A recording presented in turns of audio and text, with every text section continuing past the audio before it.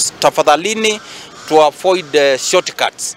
Tulipe kile tunapaswa kulipa kama kodi. Na jambo la pili,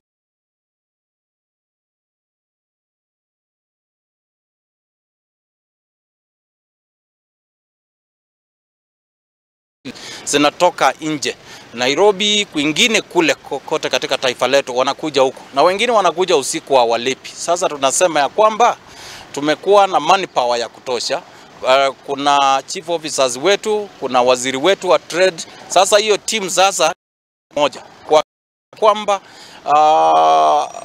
sisa amepewa ile yake, na pia tumejua ni shida zipi zina affect wafanyabiashara wetu katika maeneo la wodi zote zikiwa 40 katika kaunti letu, tuweze kuzijua na tuweze kujua tutasitetua namna gani.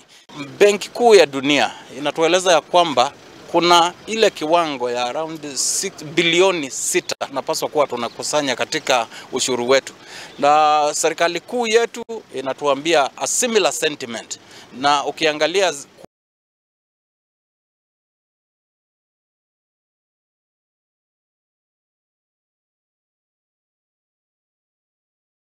tuone ya kwamba we are doing what we are supposed to do.